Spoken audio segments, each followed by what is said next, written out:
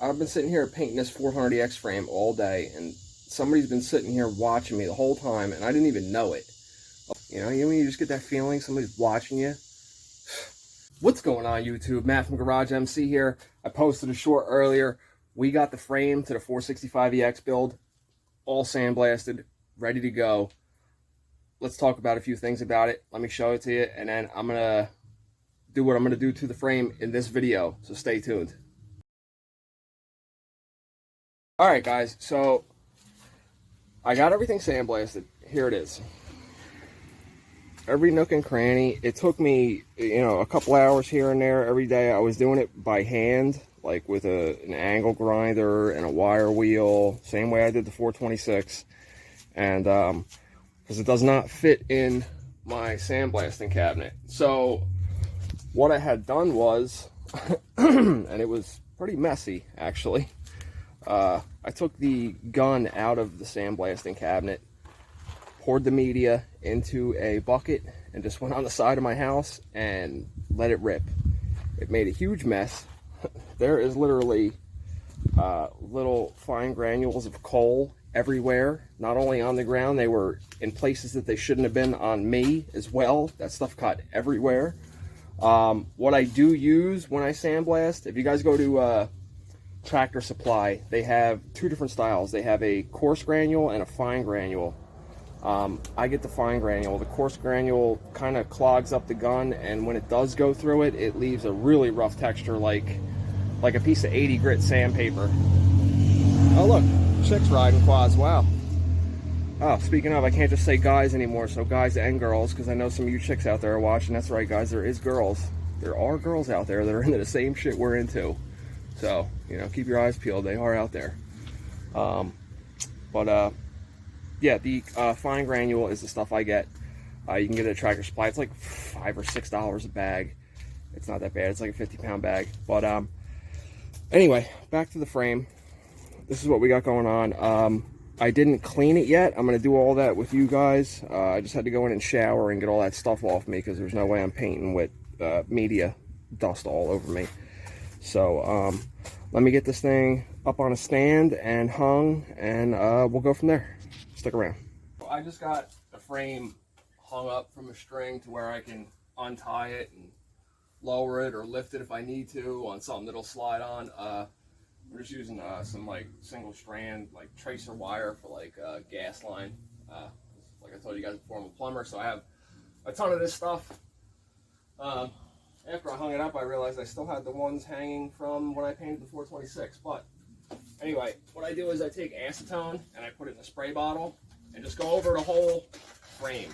Make sure you get every little nook and cranny, and this stuff evaporates pretty quick, so you don't have to really worry about it messing up with your paint and all that stuff. I had already done this. I'm just giving you guys an example.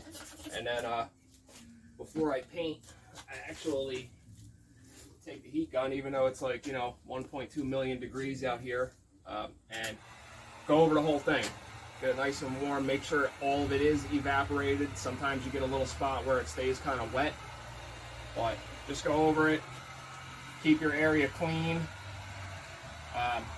Not that my garage is a great example of that right now, but I guarantee you the results of this are going to come out great. So, why I chose spray paint instead of powder coat? Well, for a couple reasons. First reason being, I don't have a title for this frame, so it's just pretty much a mock-up frame. When I do get a frame that has a title, obviously I'll get that powder coated, but for the cost, and it's just it's just nothing but a chunk of metal at this point. There's no title for this frame or any of the other ones I have. Stolen? No. Title? No. But it'll come out great. I'll show you guys what I do. After you get down to bare metal, what you want to do is you want to use Etching Primer. Etching Primer is great, and you don't have to do 9 million coats of this stuff either. You just dust it on there. It's got zinc in it, so it really bonds to the metal, especially like after sandblasting. This texture on here is great. Another reason I really don't care if it's powder coated or not is the way I ride my quads. I don't make trails with them, so I don't have to worry about ripping paint or anything. If it's gonna chip this, it would have definitely chipped the powder coat. if I hit something with this. So it's not really a big deal to me. But anyway, let's get into paint. I definitely wear a face mask at least. This is a respirator. They're like 23 bucks at Home Depot. It comes with an extra set of filters too, so always wear something like this when you're spray painting. There's been plenty of years where I've spray painted without thinking anything like that or doing anything like that, and you know, it sucks, but I'm gonna have this on so you're not gonna really hear what I'm saying, so I'm not gonna be talking. But when you're painting something, paint all the little tight areas first. Don't paint all the open areas, then the tight areas, because then you'll get too much paint built up when you're going to get the tight spots. It'll build up too much, you'll get runs. And after all the work this took, you don't want to have to sand a run out too. So you can always add more, you can't take it away though. So that goes with a lot of things in life. But let's start getting etching primer on this. Finally, here we go.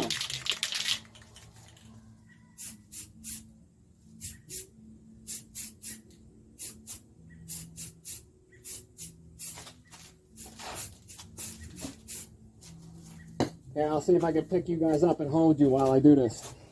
Alright, well this is a little awkward, but okay. Well, like I say, just get into this etching primer really coats it very nice. You don't need 17 coats of this either, guys. It's etching. You just want to etch it with it. And obviously, I still put a full coat on, but that's pretty much it. Like I said, get all your tight areas that you're going to have a problem getting to before you go heavy. So get down here a little bit.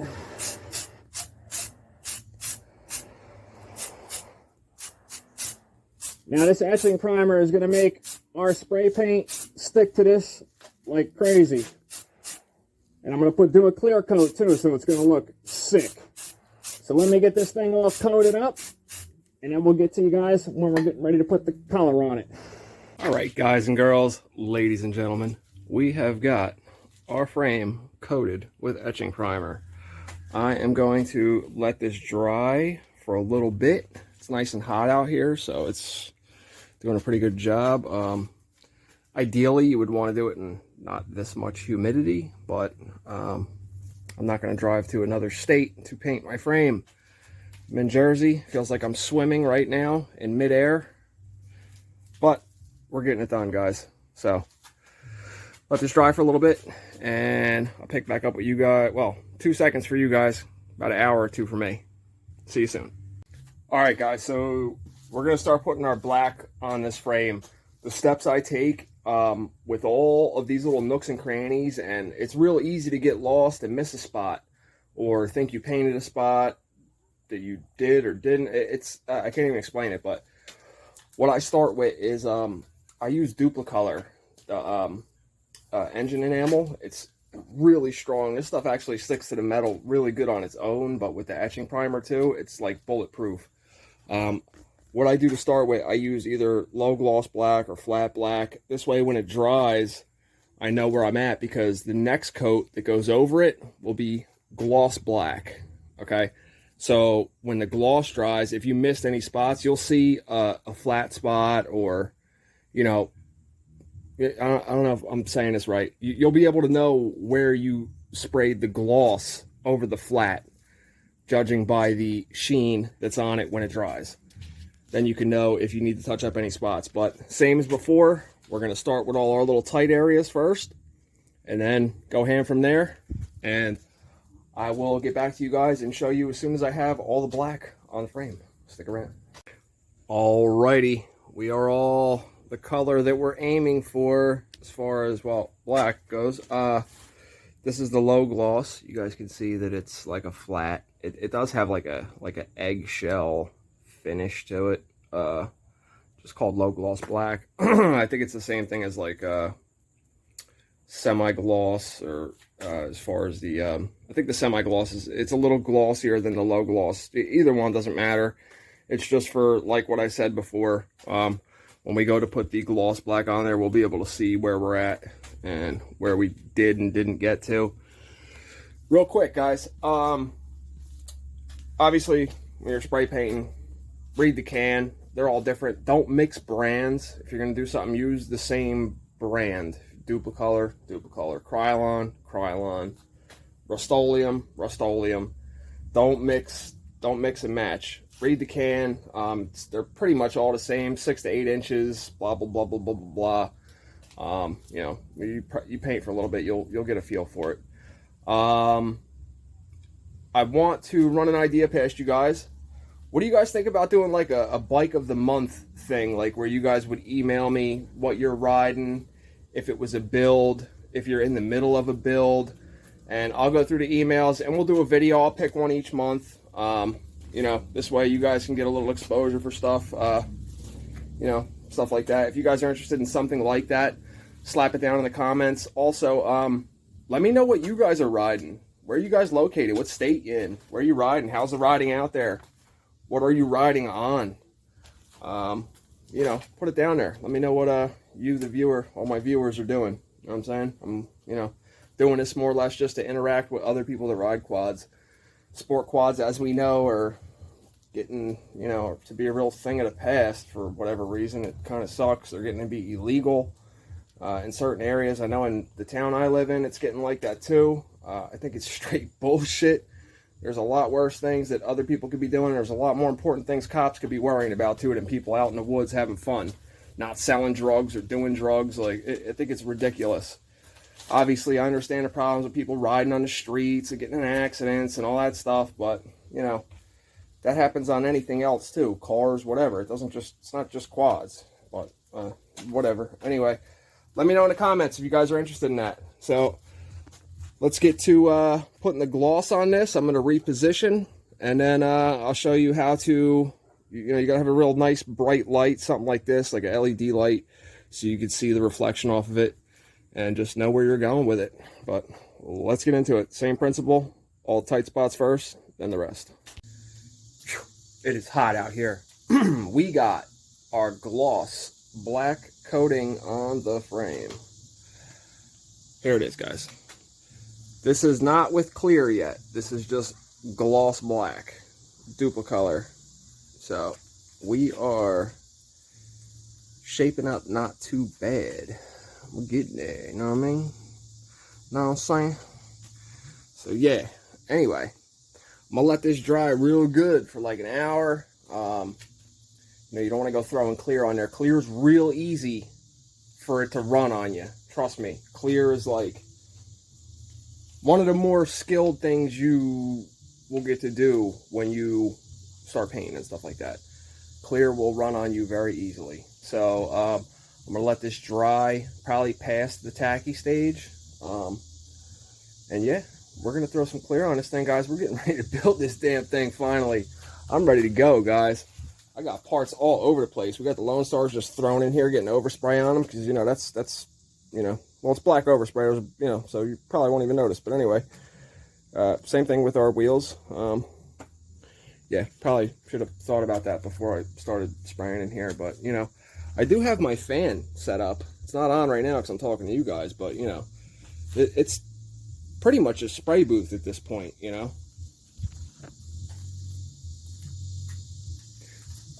Anyway, I'm stupid sometimes, guys.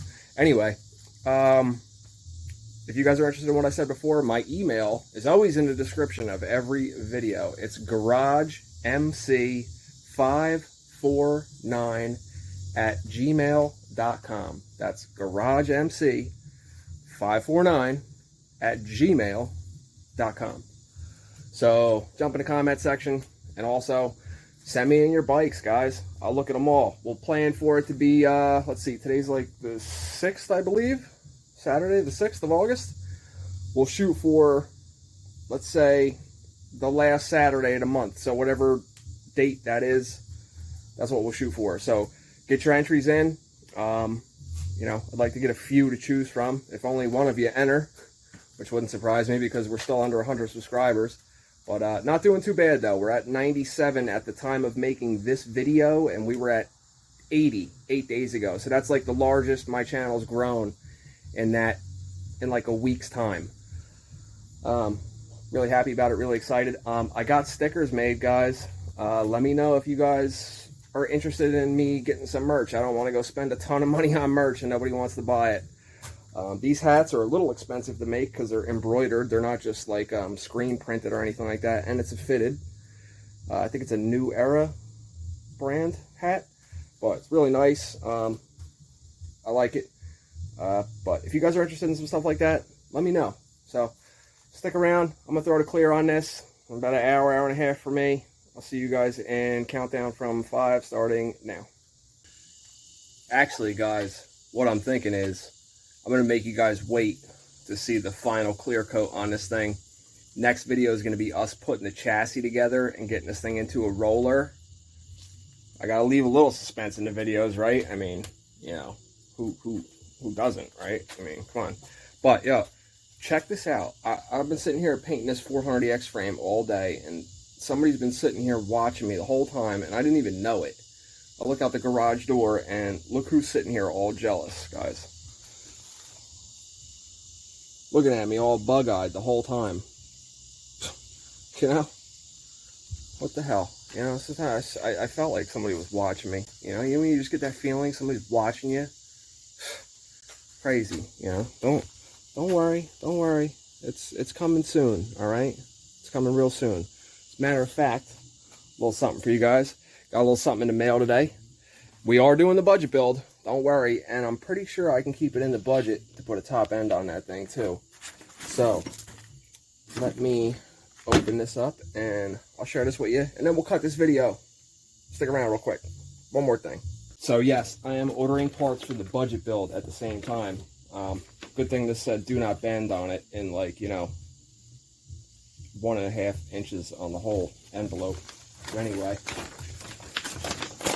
let's see what we got here, guys and girls. Guys and girls. It's like Christmas.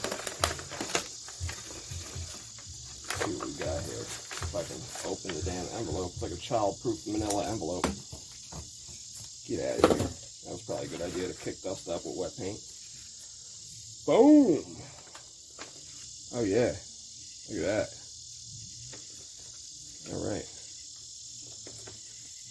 What we got here? We got Sport Tracks, 400 gas tank ones. Guys, I'm not sure where these ones even go in the factory locations. I know one of these Honda stickers goes on the back. I think it's this one goes on the back of the fender behind the seat. We got these too. If you guys got a bone stock 400EX and you know where these go, drop it in the comments. One thing I don't understand though, we got a graphics company that makes beautiful OEM graphics and decals, but their instruction manuals in black and white. Well, at least they use the Corvette, so I guess that makes up for it. It is a C4 Corvette though, one of the shittiest ones they've ever made. Other than the C3. The C3 was a whopping 180 horsepower from the factory. Like I said, that's the end of the video. Don't forget, GarageMC549@gmail.com. It's in the description. Send in your bike, your build. Give me like at least 1 to 2 pages. Tell me about the bike, what's done to it, and that's it. I'll pick one. We'll do it every month if you guys are into it. Alright, so don't forget, this is where we're at. Even though it's 9 million degrees, I got the heater under it. We're baking this thing. It's pretty much powder coat. We got a spray booth and a powder coating room. So, I mean, you know, screw going to professional and paying them hundreds of dollars to do the same thing. I get the same quality here. I'm literally baking spray paint on it. It's powder coat. So, whatever. See you guys in the next one. Thanks for watching. Don't forget to throw me a thumbs up. As always, subscribe.